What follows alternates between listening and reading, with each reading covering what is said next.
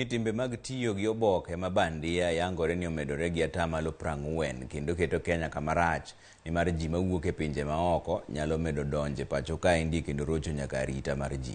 Ma endi kaluwore gi jagoro mongirore migawo mar arita Dr. Raymond Omolo ma kawuono ne olimo apise mag puodho wuoth mag ji makale to malwakaka mane kaunti ma Bungoma. Omolo yango ni ripode osemedore mag jonjore madonje pachoka endi kod yedhe mamero ji ma bende medo donjo e Kenya ka endi nikech mibadhi manie tong'. Osingo ni tudruok makare kind migepe mag sirikal mar tieko mibadhi no kwako apise go nyaka koro keti. In our multi-agency framework and the specific agencies involved, we have to up our game so that we significantly bring that down. Because the whole point is, one, we must be able to facilitate trade and genuine trade at that, so that we don't lose revenue. There's really no reason why a truck would come and park there for 12, 14 hours.